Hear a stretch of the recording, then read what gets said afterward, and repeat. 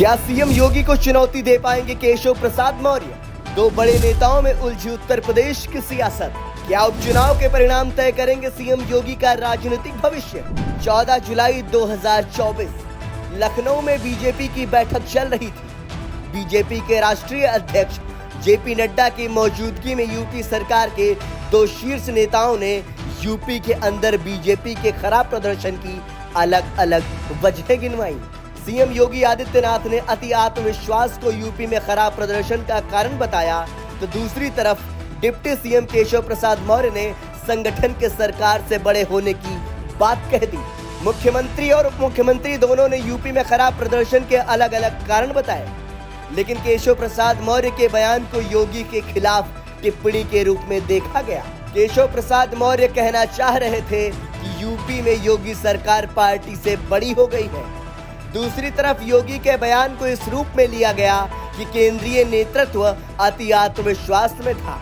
इन दोनों के बयानों और अलग अलग मुलाकातों के बाद यूपी में बीजेपी को लेकर कई तरह के सवाल उठने लगे हैं। इन सवालों के केंद्र में है केशव प्रसाद मौर्य और योगी आदित्यनाथ। योगी कभी कोई चुनाव नहीं हारे हैं। केशव प्रसाद मौर्य सिर्फ एक बार विधानसभा और लोकसभा चुनाव जीत सके हैं। केशव प्रसाद मौर्य वीएचपी यानी विश्व हिंदू परिषद और संघ की पृष्ठभूमि से आते हैं। वहीं योगी की पहचान आरएसएस के साये से अलग हिंदुत्व वाली राजनीति की रही है। योगी आदित्यनाथ साल 1998 में जब गोरखपुर लोकसभा क्षेत्र से सांसद चुने गए तो उनकी उम्र महज 26 साल थी। ऐसे में बड़ा सवाल उठता है कि क्या केशव प्रसाद मौर्य योगी आदित्यनाथ को चुनौती दे पाएंगे? यूपी और बीजेपी, कुछ तारीखों पर एक नजर।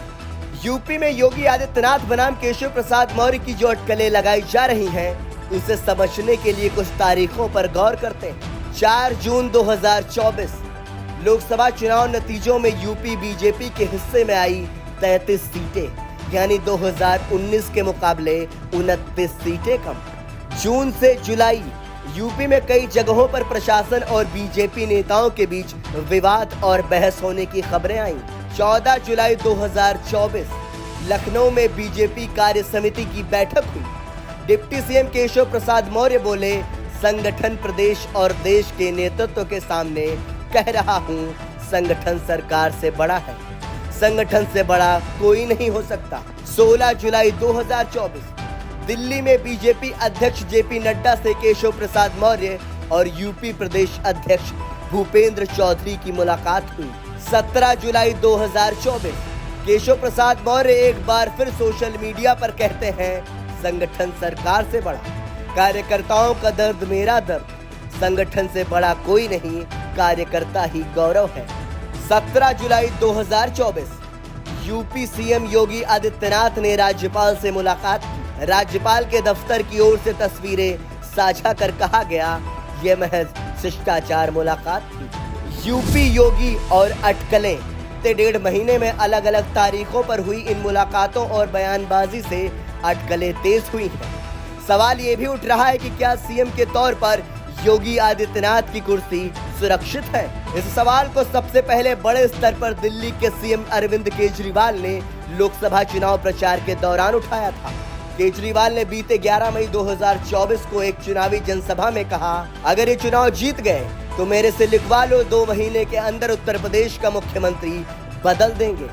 योगी आदित्यनाथ की राजनीति खत्म कर देंगे, उनको भी निपटा देंगे। ऐसे में बीजेपी की अगुवाई में नरेंद्र मोदी के दोबारा सत्ता में आने और यूपी में बीजेपी के खराब प्रदर्शन के बाद यही सवाल फिर से उठने लगा है। बीजेपी आला कमान यूपी में पार्टी की बड़ी जीत न होने से नाराज है।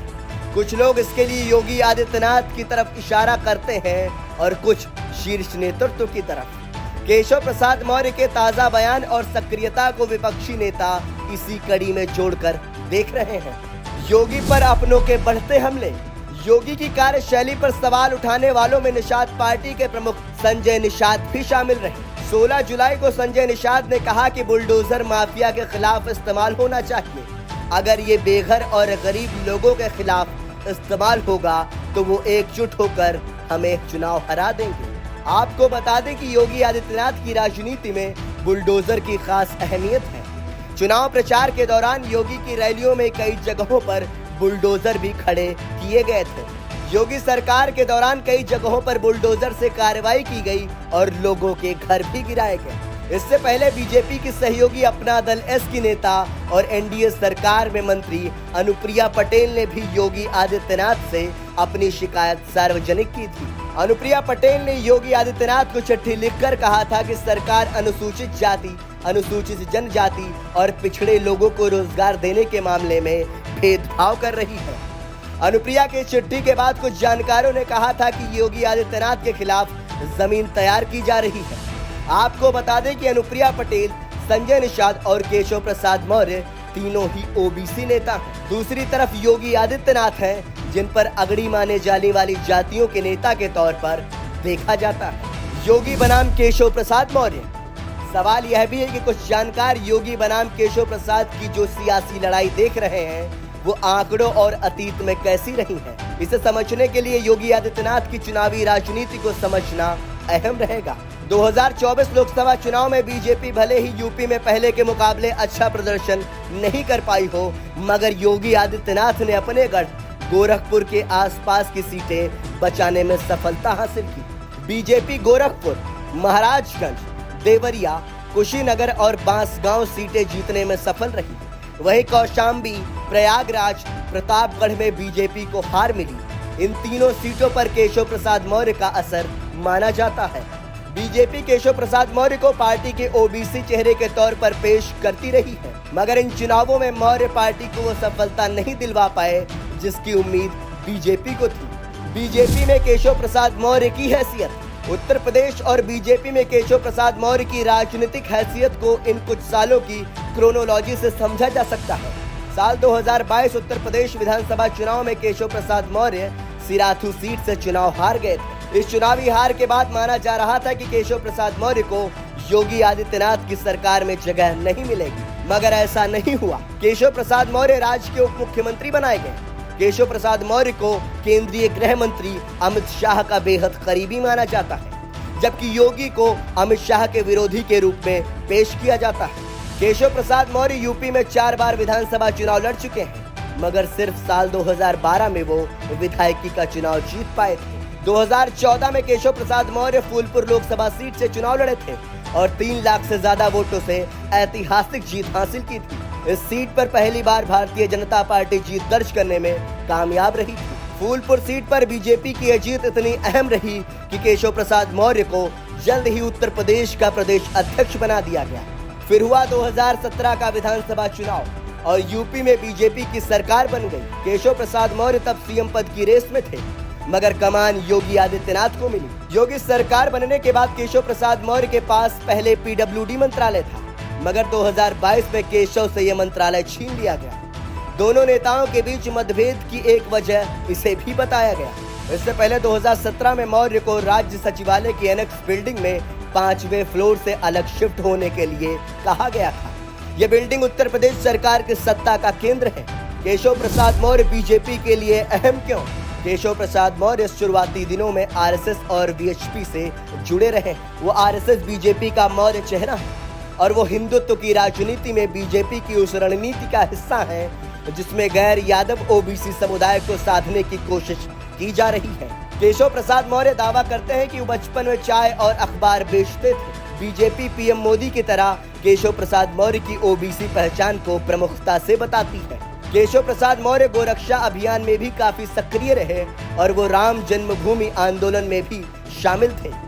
बीजेपी के भीतर केशव प्रसाद मौर्य क्षेत्रीय समन्वयक, पिछड़ा वर्ग प्रकोष्ठ और किसान मोर्चा के अध्यक्ष भी रहे।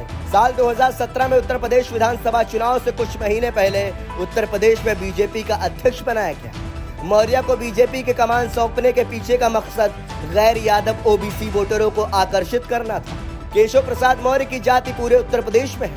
इस जाति की पहचान अलग अलग नामों से है, जैसे मौर्य, मोराव, कुशवाहा, शाक्य, क्वेरी, काची और सैनी।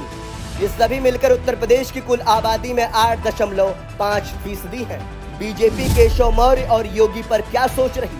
जेपी नड्डा, भूपेंद्र चौधरी और केशव प्रसाद मौर्य की ताजा मुलाकात को लेकर अब आगे क्या होगा? एक रिपोर्ट के मुताबिक इन नेताओं की बैठक में मौजूद एक नेता ने बताया कि उत्तर प्रदेश के नेताओं ने योगी आदित्यनाथ के काम करने के तरीके की आलोचना की। इसमें योगी के विधायकों, कार्यकर्ताओं और नेताओं की तुलना में अफसरों पर ज्यादा निर्भर रहने की बात भी कही गई है। सूत्रों ने बताया कि पार्टी नेतृत्व ने इन नेताओं की बात सुनी और 10 विधानसभा सीटों पर उपचुनाव होने की तरफ ध्यान दिलाया। ये चुनाव अगस्त में होने हैं और तब तक किसी भी बदलाव की उम्मीद कम ही है। खबरें यह भी हैं कि योगी आदित्यनाथ के अति आत्मविश्वास वाली बात के मद्देनजर इन चुनावों में योगी को खुली छूट दी जा सकती है, ताकि ये देखा जा सके कि वो क्या कुछ कर सकते हैं। मतलब साफ है कि उत्तर प्रदेश में होने वाले उपचुनाव सीएम योगी का राजनीतिक भविष्य तय करेंगे। ब्यूरो रिपोर्ट, संदेश वाहक।